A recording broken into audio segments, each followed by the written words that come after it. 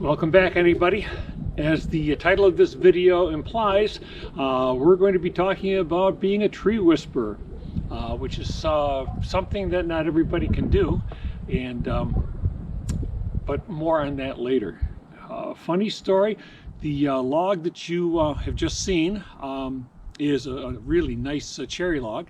I've had my eye on it for about 35 years, and last year I realized it was time to take it down. It's 37 feet long, and it's perfectly straight except for the areas where it's a little bit crooked.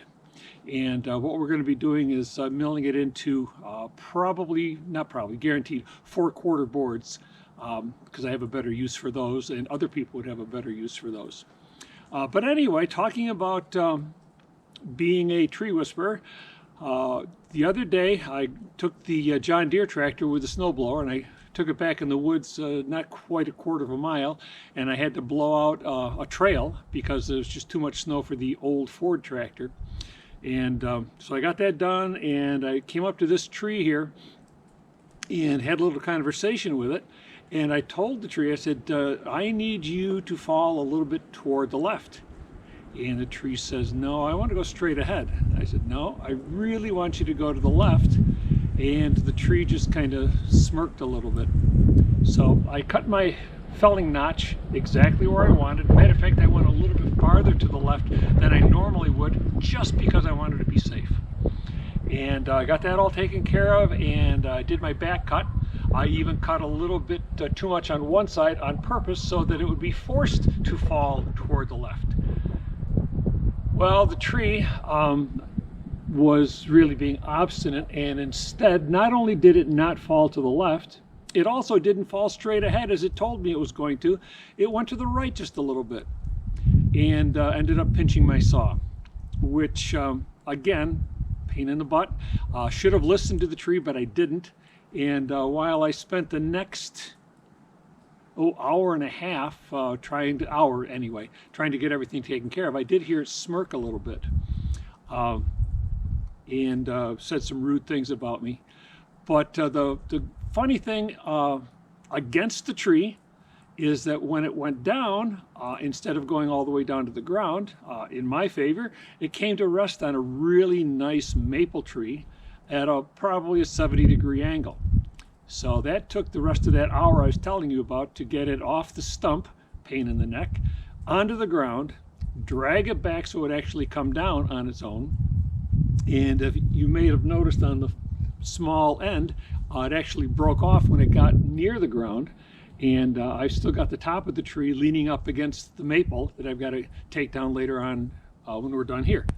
So anyway, going back to the whispering and everything, long time ago, I got a question on one of the comments from one of the viewers, and unfortunately it was a long time ago.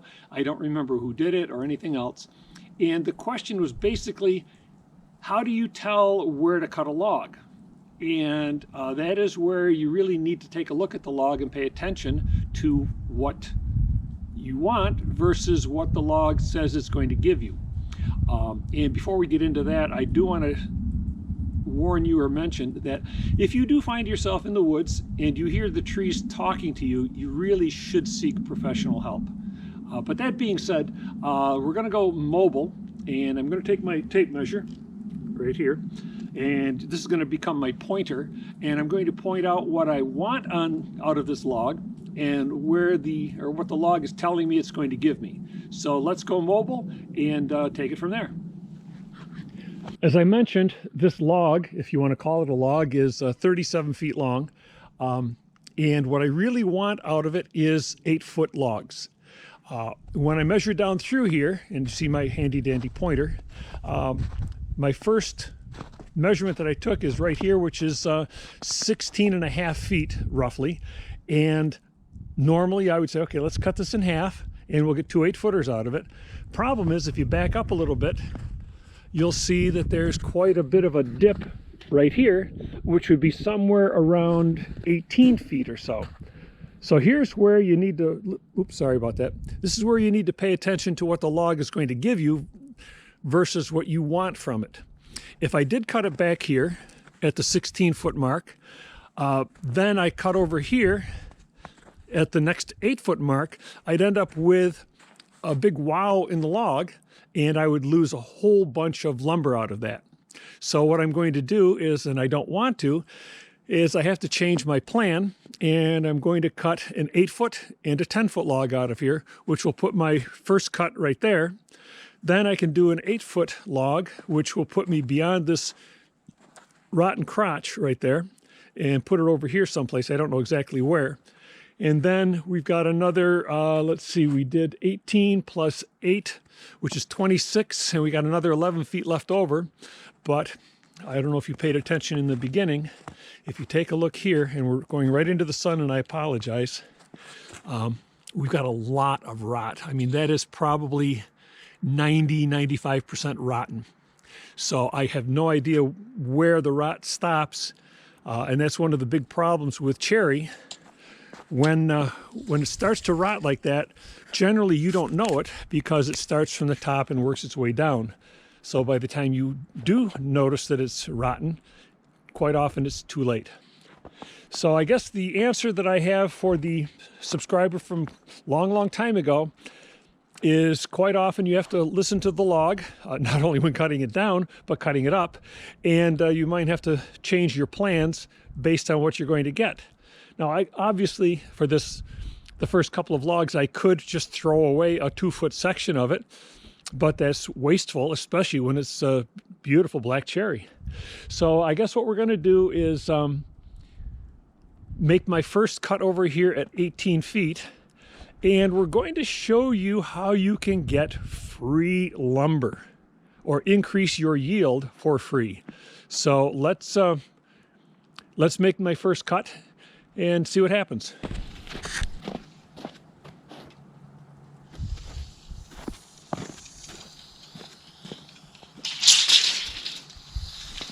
Now, just so you know, I've measured down here 3 or 4 times, never had an issue with this thing slipping off. Now that you're watching, we have problems. Let's try it again.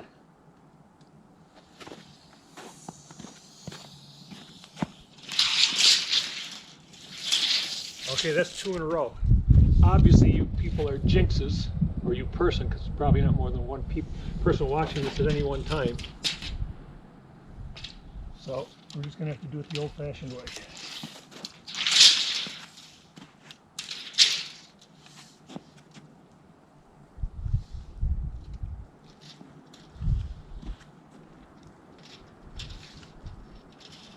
Okay, right there is 18 feet. And we're looking pretty good. So I'm going to go a little bit farther by just a touch. And I've got to cut a little bit of the butt end off.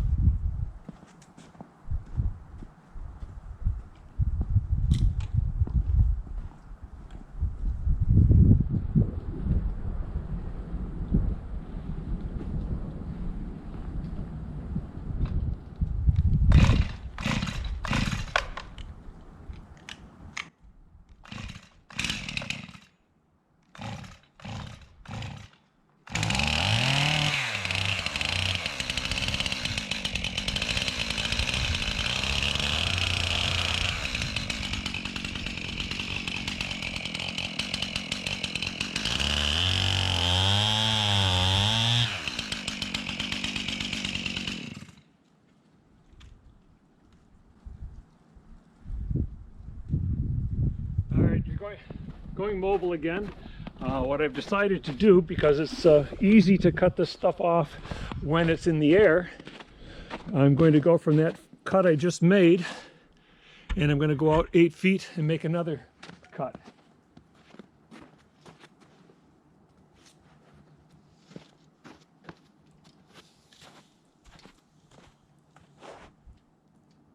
About 8 feet 3.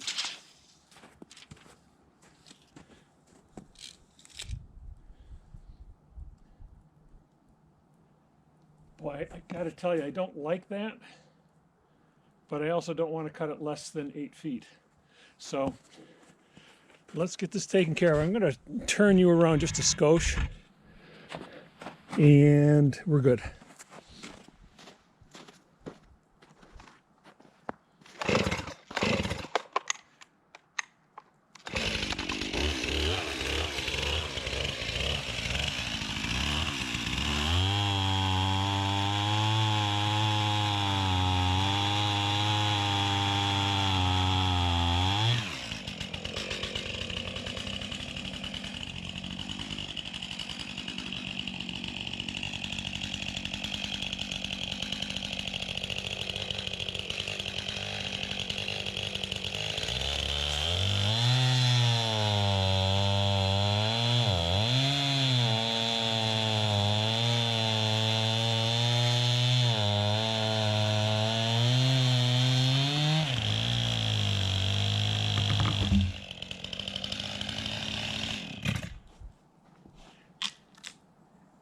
anybody that's been with me for a while realizes for some reason every time I go to cut anything, you guys end up getting a butt shot. And I'm not talking about butt shot from the log, which I apologize for.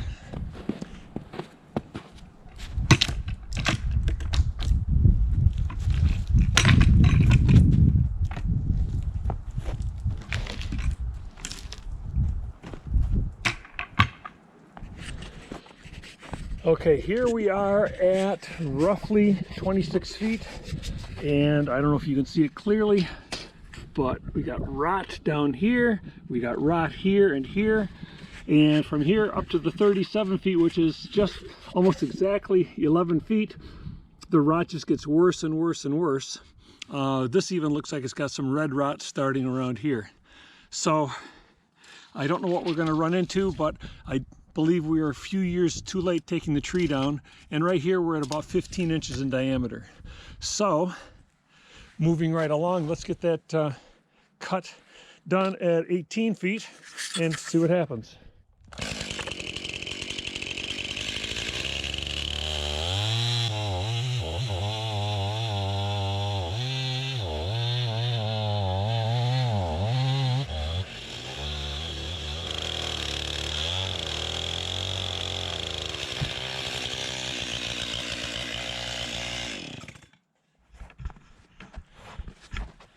Now it's even more visible of what we're dealing with the rot and everything around here.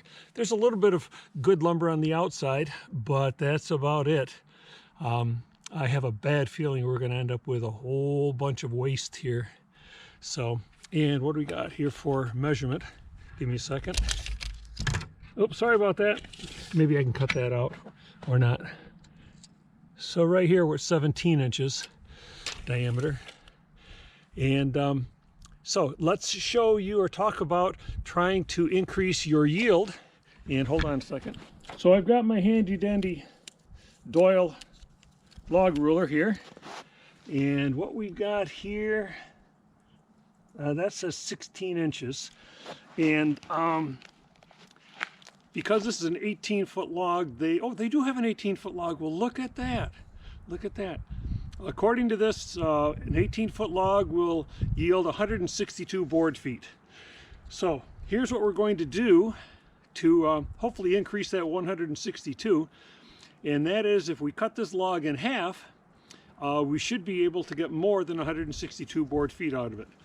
And you're wondering how you do that. It has to do with you cut it in half and all of a sudden it magically swells up. Well, that's not really true, but pay attention, and here's how it works. All right, what I found, as you've seen, is this log has a lot of rot in it, and it gets better and better the closer to the butt that it gets. So what I'm going to do is, since I want 8-foot material, that's my preference, I'm going to take 8 feet from the butt end and make my cut, and then the 10 feet will be up here where it's less desirable. And I'm going to be cutting some off the butt end, so I'm going to make this, let's do 8 feet 7 inches.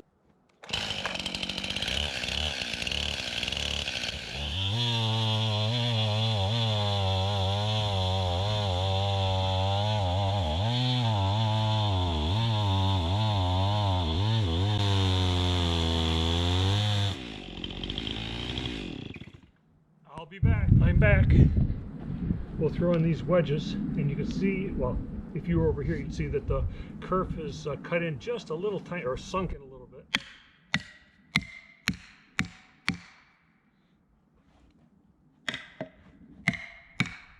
I don't know if you can see this, but quite often when people are putting in wedges like this, if you look closely, you can actually see the log slowly rising as the wedges are going in.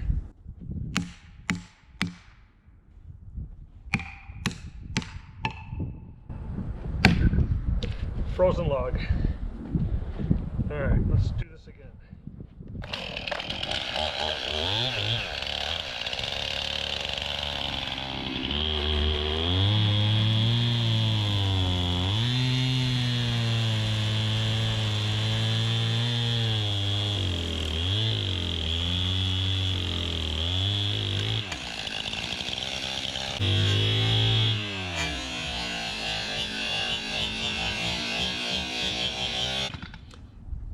hope you noticed how I expertly used my saw to eject these wedges. That was not an accident, right?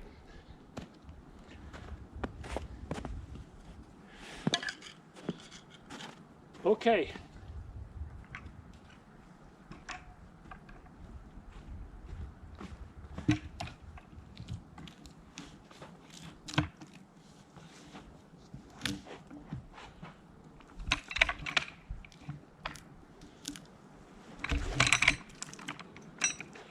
All right. Now back to our measuring. Oh, telephone. Hang on there. Okay, we've got the one 18-foot log cut into a 10 and an 8, and at 18 feet it was 162 board feet. So here we've got a 10-footer, which is again 16 inches in diameter, and a 10-footer. This has 90 board feet. And let's go over here to our 8-footer and see what we've got.